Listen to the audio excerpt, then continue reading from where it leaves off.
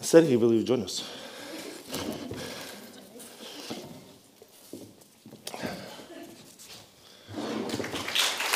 Thank you.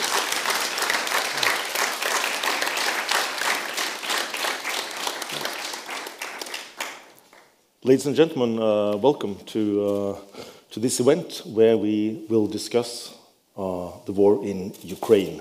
And as I think most of you already have understood, this and not this is Serhij Plokhij, who has been in Lillehammer for only one day for the first time in his life. So we are so happy that you could join us here, Serhij.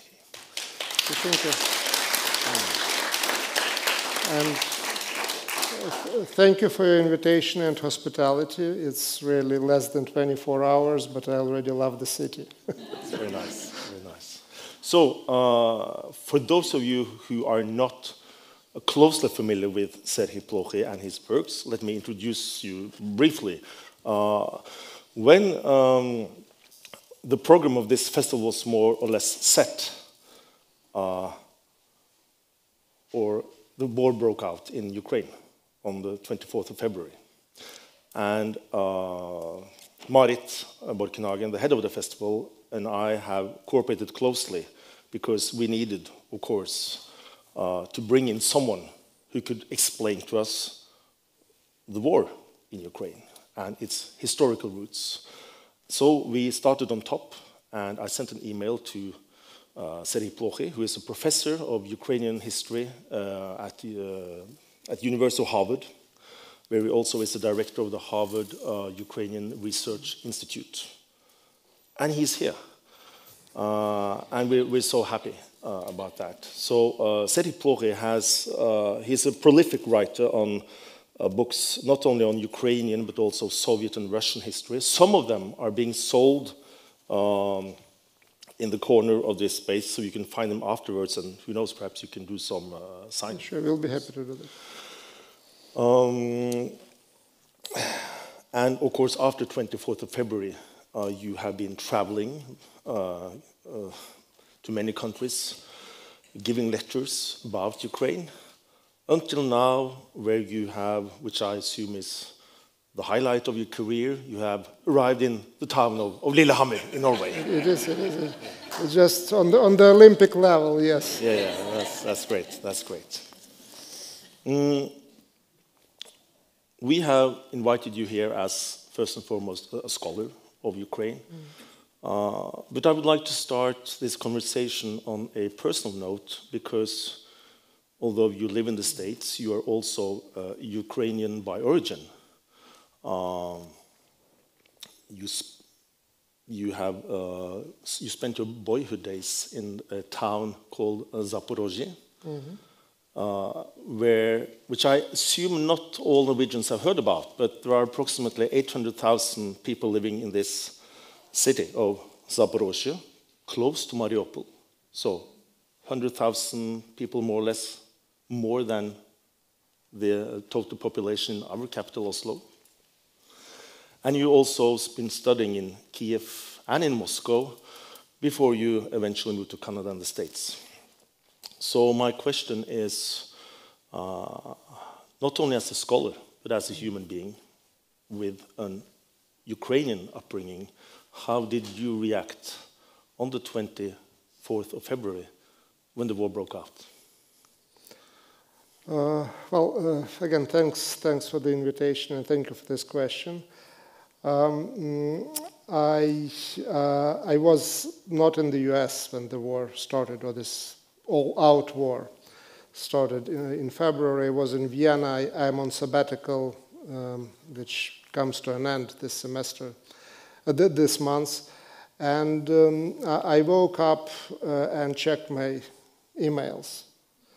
And there was an email from one person in Ukraine whom I knew, but we were not in touch for a long period of time. And he was writing to me saying whether he would be able to send me his files of his work for safekeeping, because he was living in the city. And another email was from my colleague at Harvard, where we were discussing whether the war would come or not would come, and that was the first email that I saw. Even before opening it, the title line read, "My goodness." And I realized that, okay, what we discussed, what we were concerned was, what we were afraid of, actually happened. But then when I got to the news, the biggest surprise was this all-out war. Because on the one hand, Ukraine has been already in the war since 2014, which kind of was not much noticed outside of Ukraine. And the expectations were that probably it would be about, again, continuation of some kind of military activities in the east. And it was attack on Kyiv, it was attack on... So it was an all-out war, like, I don't know, the last time I witnessed something like that on TV was a sort of an American attack on Iraq, right? So there was the missile attacks and so on and so forth. And that was a sense of disbelief, and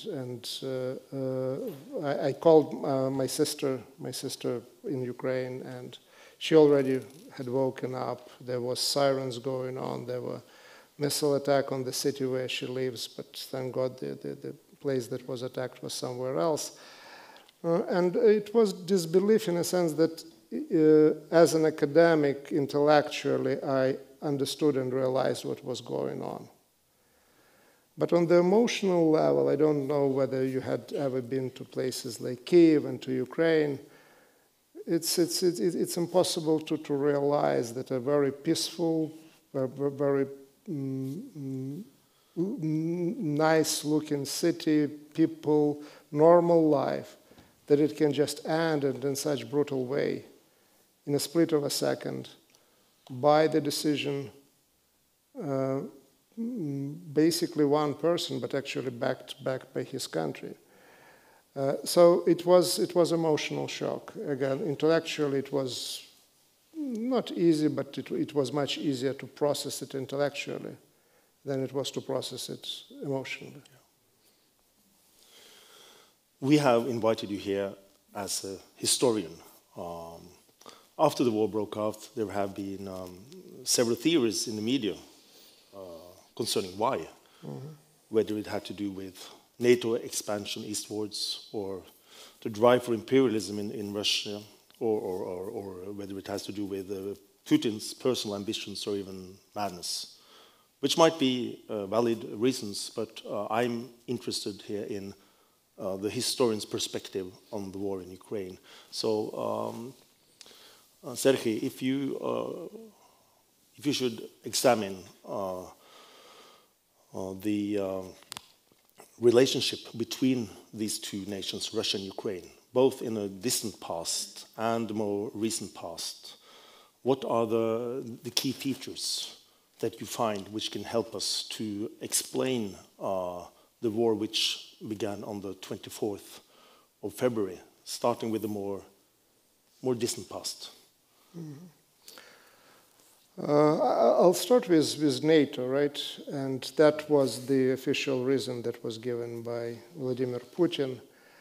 But then you start questioning yourself whether that was a real reason for the war, because then you get Sweden and NATO, Sweden and Finland joining NATO, and Putin is saying, okay, no big deal.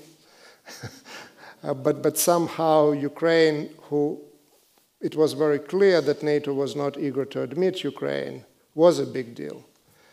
You look then at this ultimatum that was put in December of last year to the NATO, okay, go back to the borders of immediately after, in the 1990s, 1997. So clearly someone who is not interested in negotiation. So NATO is a cover-up, and we know that better than we knew that before that. This is basically a way to explain the war to his own population, try to provide some form of an excuse for parts of Europe where it works. I've been traveling to some places, including Italy, and see that it's getting traction. But it's again, as I suggested, given what happened later, given the way how the negotiations were approached, no one wanted to negotiate. That wasn't the matter. So the matter was very much, at least I put this war into the context of the disintegration of the Soviet Union and the end of the Cold War.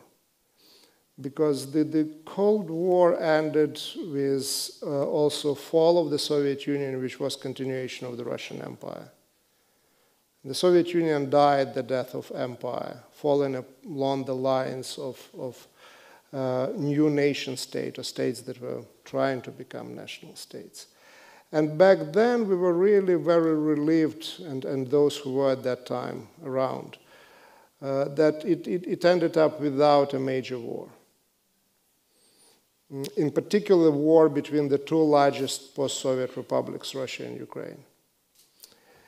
And scholars, good scholars, like Francis Fukuyama, were writing books and articles on the end of history, on the victory of liberal form of government and the end of the world in which aggression was the way to solve issues, and annexation was part of the story.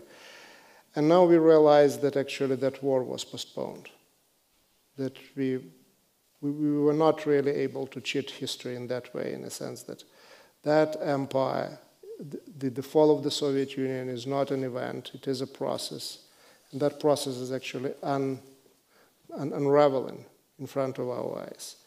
So I place that war squarely into the context of the fall of the Soviet Union and attempts of the former empire to rebuild its control over the post-Soviet space. This war is also a war of narratives.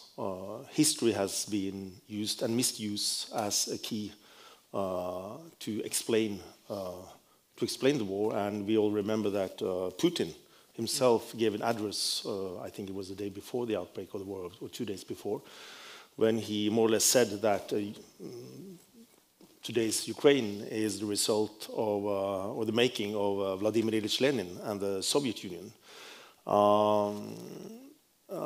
Is he right?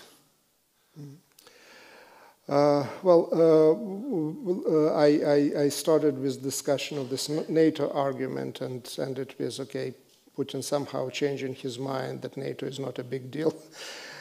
So with Lenin's argument, you have almost the same,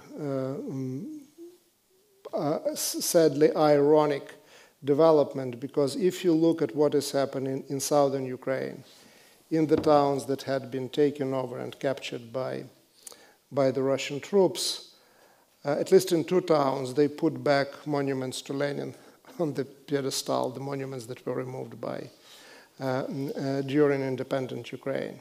So again, it's all happens, but happens in reverse. But Putin really is, on the many levels, obsessed with history. And before giving this bizarre speech about Ukraine being created by Lenin, when you look at chronology, even check Wikipedia, you'll find out that Ukraine declares its independence in the war against the Bolshevik Russia. So much for that analysis. But Putin, before that, in July of 2013, released an article that apparently he had written himself, or at least made a major contribution to it. The article was called not on the NATO and Russia, but it was called on the historical unity of Russians and Ukrainians. So can you imagine this situation? So the leader of the second, or maybe the first largest nuclear superpower in the world, because Russia is still a nuclear superpower, finds time to do research and write an article on the historical unity of Russians and Ukrainians. But as I learned today from Mr. Thomason, and thank you for that crash course in Norwegian history and Scandinavian history, you will certainly recognize some of the arguments, or at least would have where to place those arguments in terms of your own history, in terms of history of Norway and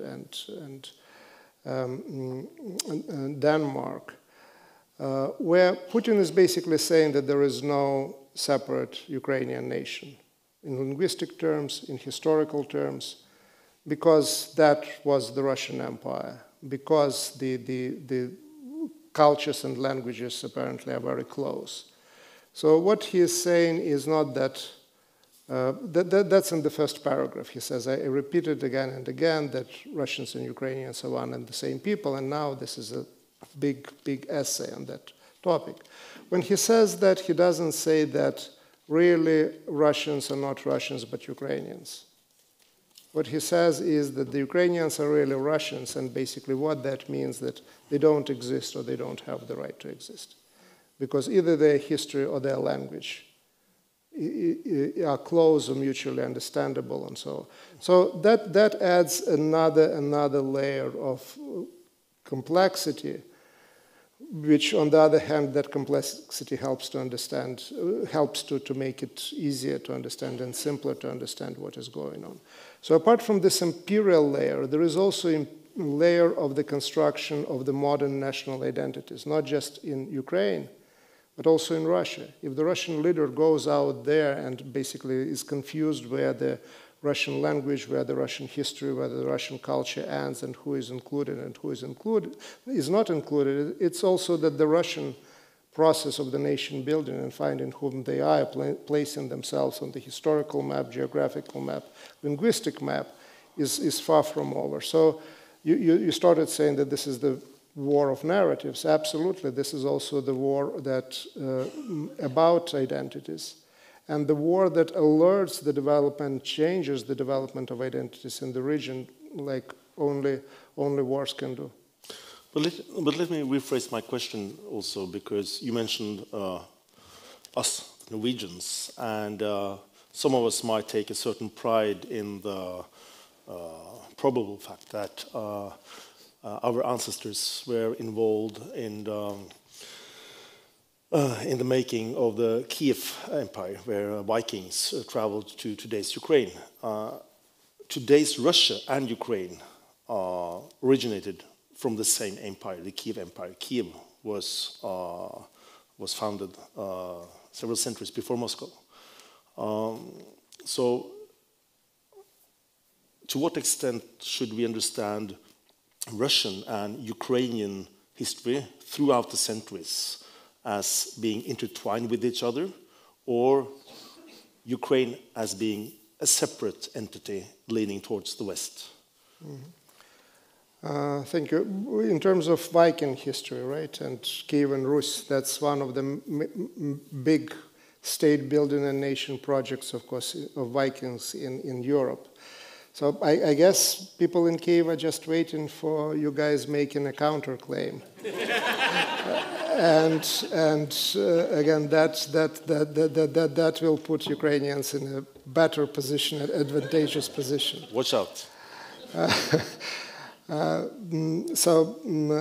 Yes, and again, we can reconquer Crimea together.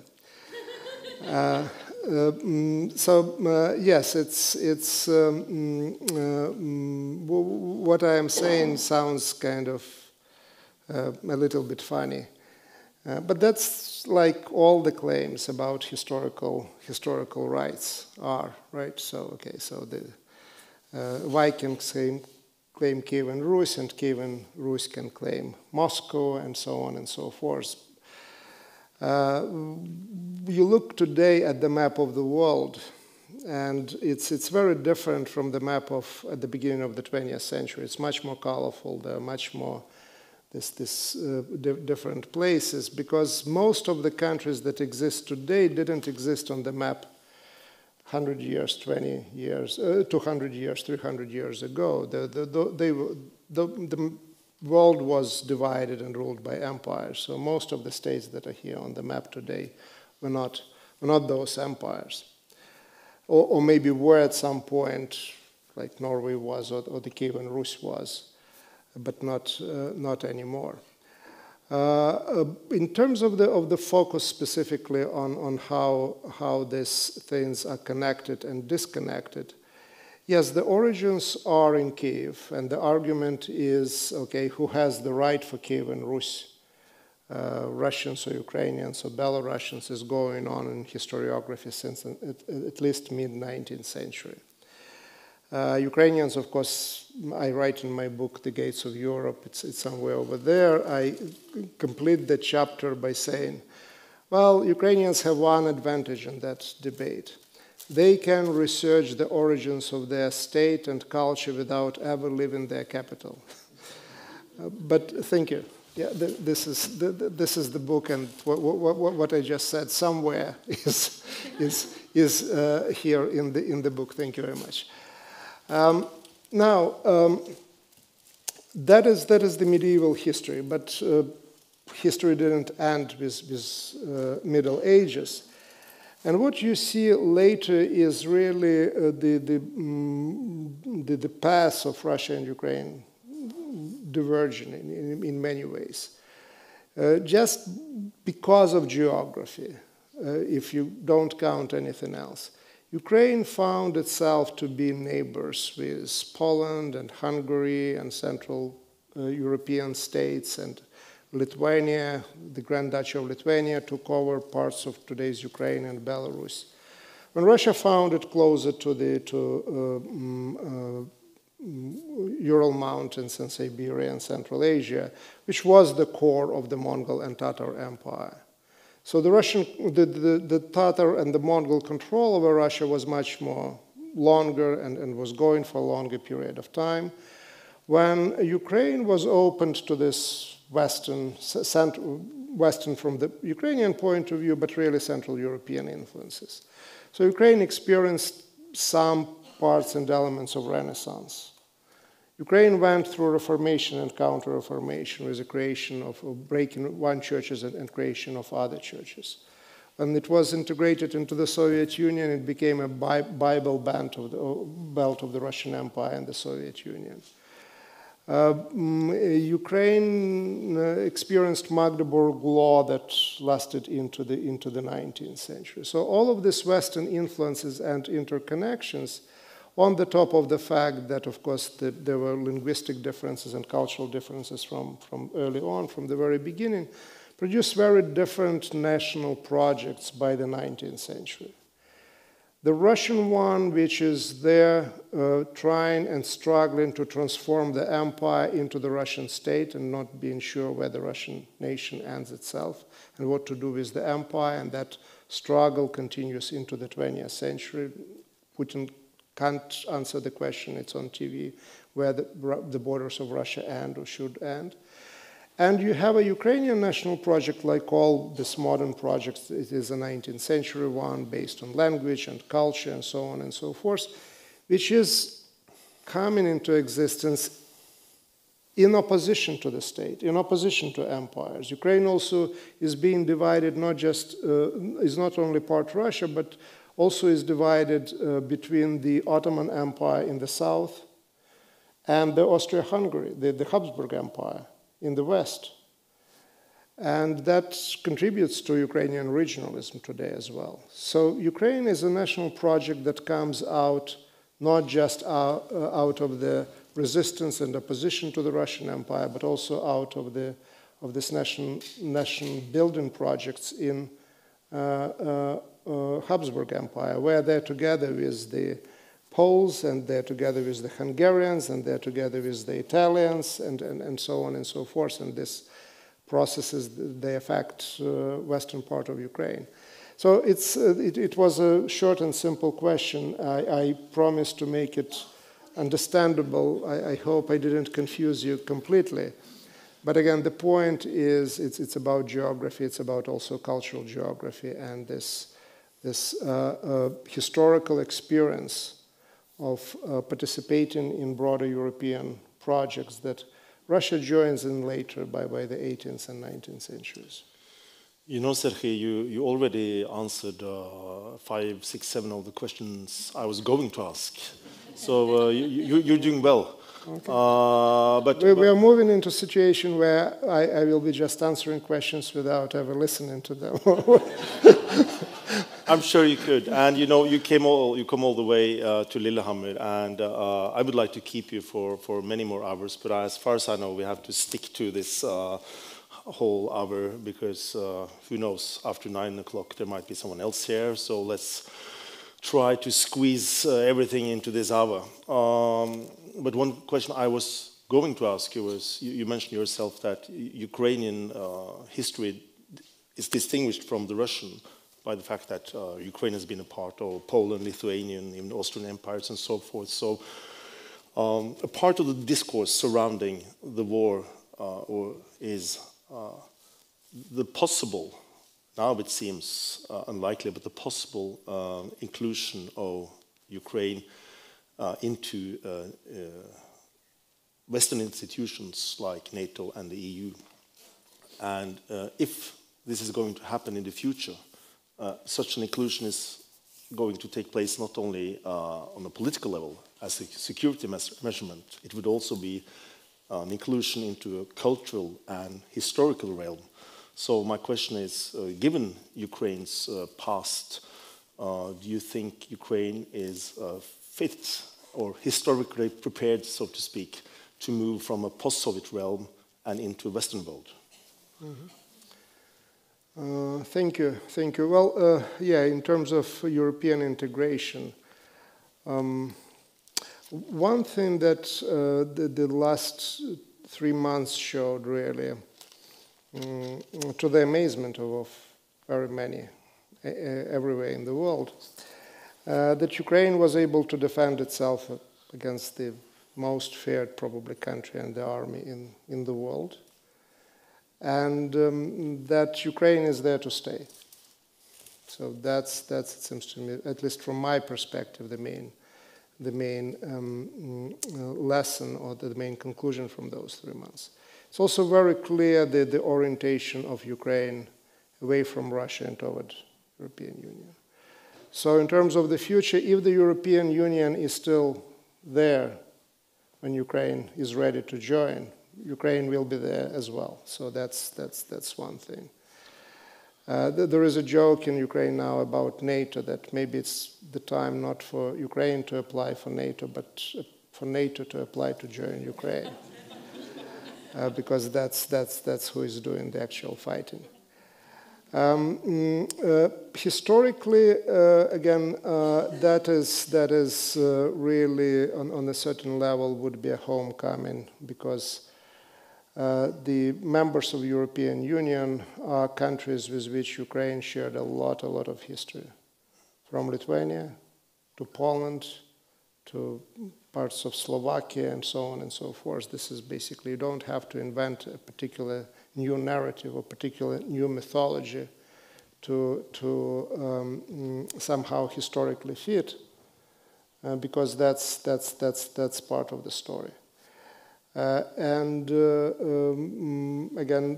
the question for me is not really history. The question for me is the ability of Ukraine to emerge out of this war. Transformed also, it will be transformed in cultural terms.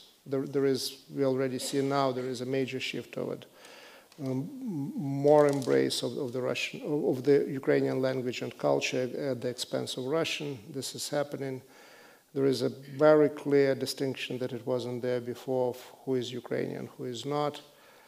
And again, Ukraine survived as a political nation, not linguistically defined nation, but it looks like what is happening. Ukraine proved its commitment to democracy, actually proved the inability to exist and function in any other way. The big issue is the rule of law. The big issue is maturity there. And I really hope that what will come with the end of the war will come some form of an equivalent of the Marshall Plan. And to a degree that Marshall Plan transformed parts of Europe, including Germany, including Italy, not only in economic terms, but also in social terms. That historical parallel gives me optimism for the future. We already mentioned the word narrative. I think before the war, when Ukraine, to the average Norwegian, was in the periphery of our minds. What we did read about Ukraine in the newspapers was that Ukraine was a divided country, which is not entirely a narrative, because if you look at the map, let's say linguistically, the inhabitants in the western regions of Ukraine are speaking Ukrainian, whereas in the east you'll find Russian-speaking population. And there are various maps which you can put on top of each other. Now, the story is of a unified Ukraine under the leadership of Zelensky. To what extent is Ukraine, or do you think Ukraine will arise now after the war as a potentially divided country or a united country? Yeah, I clearly see the tendency to further unification. That started really in a major way when the war started back in 2014. The war dramatically changed the political map of Ukraine. If before that, the presidential elections for the country was divided and it was a pendulum going back and forth, and every new president would be selected with the support of a different part of the country and the policy would shift. It ended in 2014 with the Russian annexation of the Crimea, parts of Donbass, because parts of Ukraine that were culturally and otherwise actually, I'm a little bit exaggerating, pro-Russian, anti-European, not to the same degree, but those were the tendencies. Those regions were excluded from the Ukrainian political process, and the rest united in the opposition to the aggression. And that what basically was growing, those ties and connections were growing stronger and stronger. In 2014, the election of the first presidential elections in the midst of the war, the president actually wins in the first term, and it's a landslide. Zelensky comes as a landslide. So it tells you about the politically much more unified nation, which Putin actually missed completely and was preparing for the war of the type that was there in the Crimea. A 3-day police operation, the parade on the Hryshchatyk, the main street, the main avenue in Kiev, and it turned out to be the war that actually he is losing. And big part of that story is this actually unification of Ukrainians between 2014 when the war started and 2022. And what is happening now in the last 3 months, it's the glue that was there is now being cemented to the degree that it wasn't there before. And the last point on the language and linguistic maps, that's where we started. The war back in 2014 started from the Russian side, like the more recent, this one, all-out war, is the idea of the protection of the Russian speakers, that they are allegedly somehow oppressed, which was nonsense, like a lot of other propaganda things that were said in the context of the war. Russian language was dominant in the biggest cities, especially industrial cities of the south and north, and so on and so forth. But Ukraine responded to that challenge by uniting across this ethnic and linguistic and religious and other lines. I mentioned President Zelensky. He is of Jewish background. The Minister of Defense is the same. And so it's a political nation. Again, the importance of Ukrainian language and culture is growing, but what keeps that country together is not particular devotion or loyalty to a particular language. It's devotion and loyalty to the country and to the institutions, democratic institutions in the first place, because Ukrainians now know what they didn't know in 2014. They know what happens if Russia comes to that territory. In economic terms, in other terms, again, economically, Crimea is doing better. The Donbass, the eastern part of Ukraine, is a complete disaster. But in both cases, actually, the democracy is dead. You're not allowed to say what you want to say. And now you see on the TV southern Ukraine, eastern Ukraine, temporarily occupied by Russia territories, Russian-speaking territories, where the percentage of the Russians is the highest. In the city of Mariupol that was destroyed completely, the Russians, ethnic Russians, constituted 44% of the population. Russian language was absolutely dominant. Now these Russian-speaking areas are being leveled, are being destroyed. The people in those areas, 2 or 3 days ago, Melitopol, one of the biggest centers there, the people are still out there on the streets singing Ukrainian anthem, marching with Ukrainian banners against the tanks. It's a completely different Ukraine that was there in 2014, and that's one of the results of this mobilization against the war. And again, it is not about language. You have several times already mentioned Crimea and Donbass, which were annexed by the Russians in 2014, which was, literally speaking, a war, but as you said, not so much noticed in Europe and the West as today. And we have repeatedly been told that as long as Putin can have Donbass, then he might, who knows, he might be pleased and not eager to move on to Kiev. I think that most Norwegians do not have very close or profound knowledge of Donbass as such, a region which consists of 2 other regions, Donetsk and Luhansk. Okay. So I ask you as a historian, why is this region of such importance? Why is this specific region of such importance to Putin? I mean, geopolitically, strategically, it's obviously, but also historically, why is Donbass the core of this conflict? Donbass is not a core of the conflict, and never been. It's mentioned. No. It's basically it's the battlefield. The battlefield. Okay.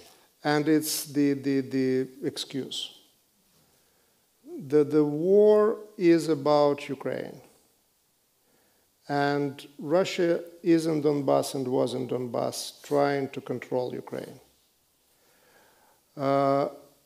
The region of Donbass is an industrial heartland of the former Russian Empire and then of the Soviet Union, which is by now it's a rust belt, and rust belts are in trouble all over the world. But this rust belt goes down in the most tragic way possible as the result of the war. So economically, there is some talk about shale gas and things like that, but economically this is a disaster area, and it was before even the war started. It was suffering in social terms and so on and so forth. So the war started over Donbass with the idea that was the only place apart from the Crimea, when because of the social tensions associated with the Rust Belt decline history, because it's closer to the Russia and Russian language was dominant there, and so on and so forth. That's the only place where the Russian hybrid war after the Crimea got some strength. So that's where the Russian propaganda got traction. And then the idea was, okay, we will control Donbass, we will put Donbass back into Ukraine as part of the Minsk agreements. But we will still control it, and we will use it to arrest every development of Ukraine toward West, toward European Union. And at this point, again, because the war started with the attack on Kiev, so the goal was again Kiev, the goal was again Ukraine. And after defeat in Kiev, after the Russian troops were pushed back from Kharkiv, now the goals were actually became the Donbass, and Donbass was always, at least rhetorically, very important. But does Russia need Donbass with the area that has to be economically subsidized, that has this late 19th century technology in economic terms and any other terms? No, it doesn't need it, except for propagandistic goals and for goals of first control in Ukraine now to report at least some sort of a victory. And the war that is going now is absolutely senseless with the destruction of cities like Mariupol. Now there is another city, Severodonetsk, that probably will follow in the footsteps of the Mariupol. The population is gone. Most of what is in the city is being destructed. The bombs are being dropped on the chemical enterprises with de facto use of chemical weapons. So but taking this territory would allow Putin in particular to say that we are in control of one of those areas, the Luhansk area of Donbass. This is the victory. So again, you hear Donbass again and again, you will hear it more and more, but the war is not for Donbass. It's not some particular kind of a jewel. It was industrial jewel back in the 19th century, first half of the 20th century. It's not anymore. The coal mines are depleted. Most of the metallurgical industrial complexes really comes from the Soviet times. The population is huge, which was there to support those industries. Now, even if it's shale gas, again, that's not the kind of the people that can be employed there.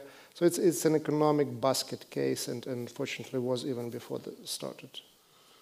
I'd like to talk briefly about your books, or we should talk about your books, but we don't have the time for that. So I would urge you, read Serhij's books, which will give you a key understanding of the war which is going on in Ukraine now. But at least we could talk about the titles of your books. Ukraine, the word Ukraine comes from the word kraj, which means edge or border. And that meaning is present in at least two of your books from, I think, 2014, The Gates of Europe, which you showed here, A History of Ukraine, and also a book you published last year, which is called The Frontline, Essays on the Past and Present, of Ukraine's Past and Present, Frontline and Gates. Throughout history, in what way has Ukraine been the gates of Europe? I mean, obviously today, because we fear a much larger war, Ukraine is the gates of Europe. Yeah. But we've learned in history in the class that Vienna was the gates of Europe towards the Muslims, or Istanbul, but Ukraine throughout history. In what way? Yeah. First of all, Europe is an imagined concept, right? So it's not even a continent. So, and if you don't know where the place ends or start, you can talk about many gates and many paths in and out. I agree. And of course, when I was writing this book or publishing, I didn't know the war already started of 2014, but it wasn't this all-out war. What I meant there was that, again, let's start with geography. And geography, we know, and I guess in Norway, you know maybe better than anybody else, geography matters. And Ukraine is at the western edge of the big space, ecological and cultural and political space, that starts in the Far East, in the Pacific, and goes all the way to the Danube and to the Carpathian Mountains. And this is the Eurasian plains. That's the territory where the Mongol Empire was. That's the territory that most of Russian Empire occupied for a long period of time. So those are steppe areas. And Ukrainian, the name of Ukraine on the edge comes not on the edge of something, on the edge of the steppe. So it's like moving frontier. That's the story of Ukraine, moving in the steppe toward the Black Sea. So there are Carpathians, and there is the end of the steppe, which comes, of course, with particular culture and history and so on and so forth. And that's also where the history of the countries that are on the other side of the Carpathian Mountains, and Ukraine is on the both, start. And you go, I'm now coming from Vienna, and the weather is milder because of the Carpathian Mountains, because we are not getting the winds from the east that Ukraine gets. And this is just weather, this is just geography, but it's also a good metaphor for politics and for culture and for other things. So geography placed Ukraine at that important dividing line also in Europeans' geography, in Europeans' history, and in European politics. And I already had a chance to talk about these Western influences coming to Ukraine. But there are also Eastern influences, and not necessarily coming only from Russia, but from the Mediterranean, from the Ottoman Mediterranean in particular. I don't know how many of you maybe had a chance to see the Cossack outfits and how they look like, and so on and so forth. This is the in terms of the fashion. That's the fashion coming from Istanbul through Ukraine and getting into Warsaw. Again, there is a famous painting by Ilya Repin, the Zaporozhian Cossacks, writing a letter. So look how they look. They're very oriental at that time. The guys have the moustache behind their ears, right? Yes, but my understanding, they had stolen that from the Vikings. There you go. So that's just... These big pantaloons and trousers, that's from Istanbul, but mustache, there is the history is still, historians are still divided on that issue. So yes, so that's just one more example in terms of history.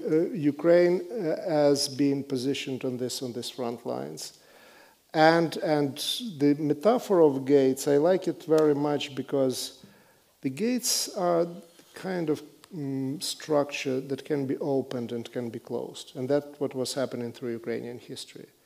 Ukraine, through most of its history, served as this kind of a meeting place, as an exchange point in cultural and other terms. But it also was a battleground, more often than maybe some other parts. And that's first there were gates of Europe, and then more recently the front line. The front line is about closed gates.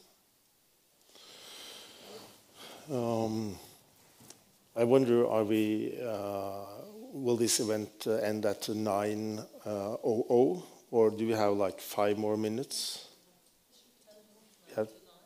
We have 10 more minutes? Okay, that helps. You know, Serhij, as far as I know, at literature festivals in Germany, one single event will last for 3 hours. Whereas so that might be something to consider for this festival. And in ancient Greece, they were watching 3 plays during a day under the burning sun, where every play lasted for 3 hours. But now you come to Norway, which is in the periphery of Europe. We're barbarians, you know. We're not even part of the EU. So we got this 1 hour and 10 minutes. This is good because, again, longer. It's dangerous for everyone involved. Yeah. No, but it's a privilege having you here, and we talked a little bit about Ukraine, and we mentioned the title of your books. We need to talk, or at least I'd like to ask you one question about Russia too, to which you have devoted several of your books, including the Lost Kingdom. Lost Kingdom. The Quest for Empire and the Making of the Russian Nation, which was published in 2017. You have a great memory. and that title, Lost Kingdom, to my mind, suggests and touches upon an observation being made, which has been made frequently this last months, that imperialism is not dead. On the contrary, the dream of the empire is very much alive. We, and I mean by saying we, Norwegians, Europeans, might have believed that it would have been impossible to have a more grand war on European soil after the Second World War. Now this has changed. Mm-hmm. And I think one part of it is hidden in this word lost kingdom, the Russian drive towards imperialism. So my question is, a lot of focus now in the media is on Putin only, that Putin is the reason behind the war. What your title suggests is that he's part of a much longer tradition of Russian empire building. In what way is the concept of the lost kingdom alive today in the Russian political mentality? Thank you. Well, it's at this point the most important concept that is there that really ideologically underwrites this war. Because the Lost Kingdom is a reference to the Kievan Rus, to this Viking state, like the originally Viking state, and the imagined unity of the Russian lands, which again they were known as Rus. The term Rus comes from apparently from Finnish in reference to the Vikings, the guys who are just rowing. And then it was transformed into different forms of Russia and Russia and so on and so forth. So the idea of this unity of the Russian nation that allegedly goes back to Kievan Rus, which we know is not exactly even the Slavic times necessarily, but Scandinavian as well. And the concept, the imperial concept of this big Russian nation, where Russians and Ukrainians and Belarusians one and the same. Putin, in the articles that you mentioned, and he tries to discredit Ukraine by saying, okay, you were the creation of the Bolsheviks, you were creation of Lenin. So there is a rejection of the Soviet period in his thinking and thinking of elite around him, that they were too soft on nationalities. They allowed nationalities to create their own republics and so on and so forth. So it is about the concept of Greater Russia to a degree that we had Hitler's Greater Germany. You look at Crimea, and the parallels are being drawn with Anschluss. Because what is there is the one of the core reasons of World War I and World War II, the so-called unresolved German question, which means, okay, whether all German speakers would be living in the same country or not. That's a test that's the shortest definition of nationalism by Ernst Gellner. What is nationalism? Nationalism, this is a principle that the ethnographic boundaries coincide with the political boundaries. And that was part of German question during World War I and World War II. What we get now is Russian question. Thank God we are not in global conflict yet. But that's the same, in historical terms, we're dealing with the same phenomenon. The question of where you draw the borders of Greater Russia. So it is imperialism, but it's also about this nation building. And it is now in the driving seat when it comes to Putin. Now, very important question and observation. Okay, it's just one man, or maybe it's not more than one man. Maybe there is a historical tradition behind that. Yes, it is. I just described that. But there is also an overwhelming support of the Russian public, at least at this point. And again, this is not a unique phenomenon. You get a war, you have mobilization of public around the government one way or another, even if this is the war aggressive. Look at World War I. There is a mass nationalism and chauvinism and unification around the governments.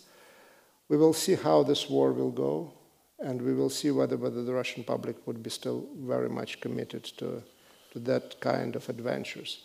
But we are dealing with not just imperial syndrome and vision that is not being overcome by the by the rulers, but also by the public at large. There is still a shock of this loss of the empire, which was Russian Empire, then the Soviet Union, and now the Russians have to learn how to live in Russia as opposed to Soviet Union or to the Russian Empire, and they learned that with great difficulty, especially for their neighbors.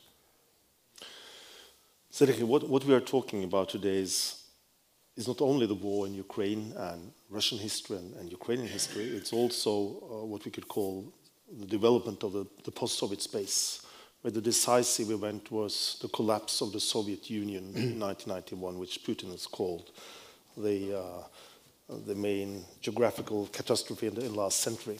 Geopolitical, yes. Yeah, geopolitical. You experienced it from the inside. Yeah. I remember it myself, and many of us. We spent our childhood or adulthood during the Cold War.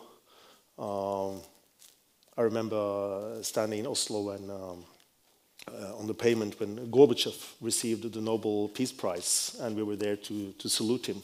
Yes. Now he's a very old man, and probably soon he's not longer among us. And it is a feeling as if the Cold War is back, as there is a full circle here. The climate is back, the fear of Russia. In 1991, however, there were many potential developments which the dissolution of the Soviet Empire could lead to. So, if you should try, it's a very big question, but if you should try to consider the development of the direction of the post-Soviet space in these 30 years, these 30 decisive years, what is your overall observation of the path or direction of this huge post-Soviet space? Well, on the one hand, again, it was around that time, 1990, 1991, when the ideas of the end of history was born, right?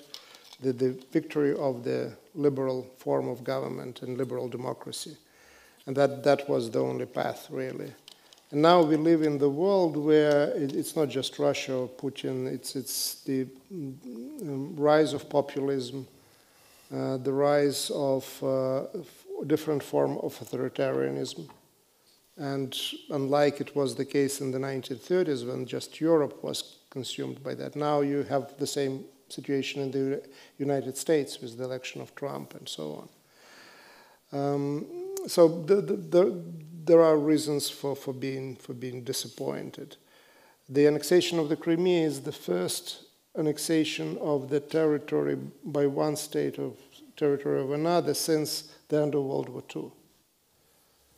The refugee crisis is the biggest in numbers, Ukrainian refugee crisis, since the end of World War II.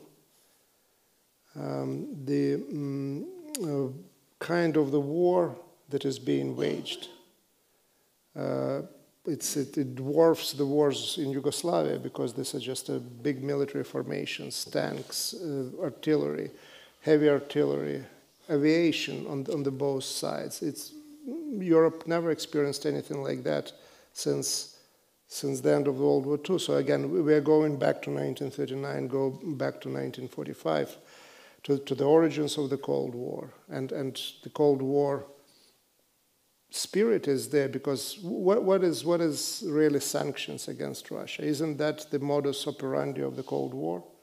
Where this, again, you don't call it sanctions, but there was no real ties or those real connections. So history is back, and history is back with the less attractive pages and themes. But with all that, it doesn't matter that time was spent completely in vain.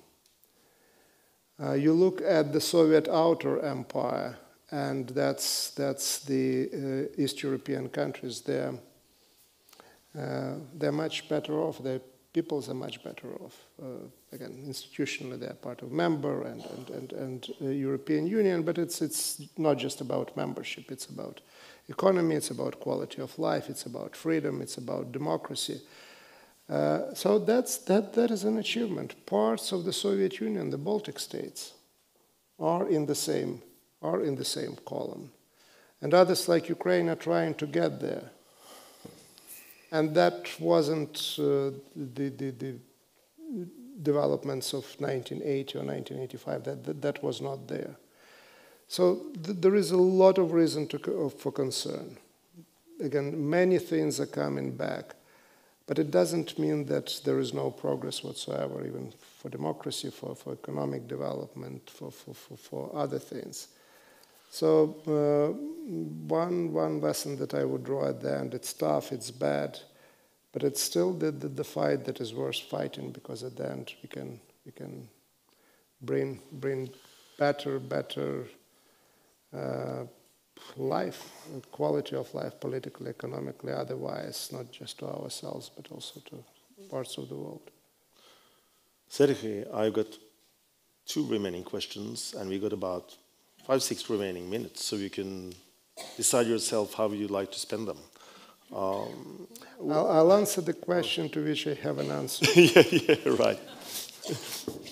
No, I wonder, I mean, you're here first and foremost as an expert on Ukrainian history, but I reckon that as a historian, you must have also reflected upon the nature of history itself, so to speak. You mentioned The End of History, which refers to a book by Francis Fukuyama, and which basically implied that after the fall of communism, according to Fukuyama, this is an observation which has been misinterpreted as well, but that the only prevailing form of government was a liberal democracy. So thus, the end of history, no more competition. So my question is about history itself. What we observe today being played out in Ukraine, is that the end of history? Or is it history, or is it the return of history? Yes, it is a return of history. It is a return of history.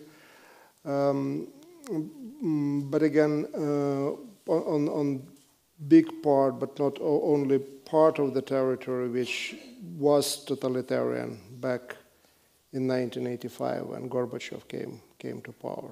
As I said, history ended in good part of Europe, in Eastern Europe, in that sense, in sense of the victory of liberal democracy. So this is a return of history. But we thought about us really living in a different era, not only because of this Fukuyama's interpretation of the end of history, but I certainly can speak on behalf of myself. I was really believed that we turned the page when there can be unprovoked aggression of one country against another. That's in the past. That is not coming back. Where there can be that sort of atrocities, not generally in the world because they were, but in Europe, at least in its geographic terms. The idea was that, okay, the NATO was not necessary, and the military budgets should be cut as much as we can. That we can solve all these issues through the negotiations. The biggest enemy was the EU bureaucracy with multiple volumes of regulations and things like that. So that was the enemy. That was where the main threat was coming from. Now, not to diminish the threat that comes from the excessive legislation from the European Union, we certainly know that that's not a threat. That we have to be united, we have to be able to protect ourselves, And that's a feeling that probably anyone who was born in the last 30 years probably experiencing for the first time. So on the part of maybe those of us who lived through the final days of the Cold War, this is the return of history in terms of our own personal experience. For the majority probably of population now, it's a discovery of history, which the most frightening thing is that history can become the future. And that's the challenge, how to learn from history and not to allow it to repeat itself in its worst manifestations. So it means that history has no end. It continues. We have to be vigilant. We certainly by now spent whatever the in Europe in particular spent this dividend of peace that came with the fall of the Berlin Wall, with 1989, with the fall of the Soviet Union, and it was perceived as normal. That's how it is supposed to be, and it can't be any other way. And it can be. It is so fragile. It has to be protected. We have to be at least very thoughtful about that, but also very determined to protect what we have. Serhij, it is a true privilege having you here, and we need to wrap up this conversation. And my last question. I'm not objecting. It's okay. It's fine. You're fine. I'm not fine. I'd like to keep you. But I'd like to ask you in the end what we probably all wonder about, and that is, how will this end? How will this war end? We don't even know why or how it started, and we're in the midst of it, but it will end. But what do you think will happen? How may it end? Well, one thing that I can tell you for sure, that its end will depend, and the kind it ends, will depend on our actions, right? And the key thing here is that basically unity, and standing by certain principles of international law, because no matter how important, especially for me personally, Ukraine is, or that particular geopolitical situation, it's an attack on the international law in general, which is the foundation of everything. How you wage war. If any country actually has now de facto the right to attack the other one, and then annex the territory and kill the people, and then it's bump on the road to the better economic developments, like it was with the Crimea, right? So nobody noticed. Okay, that happened. The Germans just built another Nord Stream immediately after the Crimea in the middle of the war. So if we are not united in defense of these basic principles that touch upon everybody, this war will end, but the new will start, like the war over Crimea allegedly ended, and then 8 years came another one. So our actions and our unity are extremely important. And if the actions and unity will be there, I have no doubt whatsoever that the aggression will be stopped, and the lesson will be learned by the future aggressors.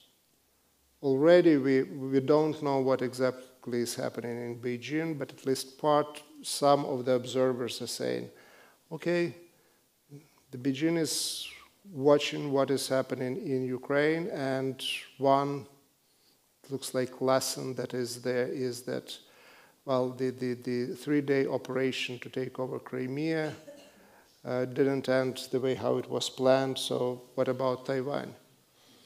And the unity of the West and Europe and the sanctions that are there, and so on and so forth. So that's where is Kiev, where is Ukraine, where is Taiwan? But these things are interacted, and it's not China that wages war in Ukraine, but Russia, but still it is interacted. So depending on how it will end will depend the developments not just in Europe but anywhere else. But if we maintain this unity, the war will end, first of all, sooner, and second, the war will end with victory not just for Ukraine. I would like to say that although we live in gloomy times, and some of us might believe that globalization as a concept is dead, we do live in a world where it is possible to send an email to a Harvard professor, and after a while he comes to Lillehammer to enlighten us. And I'm really thankful that you accepted our invitation and that you have been here with us for this 70 minutes, Serhij. Before you leave, I would also like to thank the festival, and first of all Marit Borkenhagen, with whom I have cooperated closely to prepare this event. I mean, Marit is in charge of I don't know how many 100 events, and still we have been communicating on Messenger in the middle of the night for preparing this particular event. I didn't introduce myself properly. My name is Christian Kjelstrup, and I'm the editor of the Norwegian journal Samtiden. But first of all, we have to thank Mr. Plokhij for coming here. And before we all leave, remember that his books are on sale, and that each and every one of you are Serhij Plokhij's hosts tonight. And Serhij asked me to ask you to buy him vodka and wine after this event. So, Serhij, again. Well, you disclosed all our secrets. I did. Why I came to Lillehammer. But sincerely, it was an honor and privilege having you here. Thank you so much. Give him a hand. Thank you. Thank you. Thanks so much. Thank you.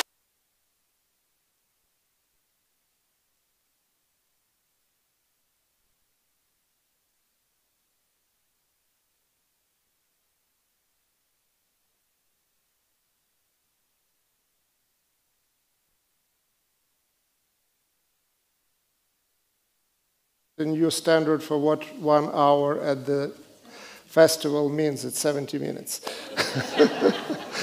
We made history.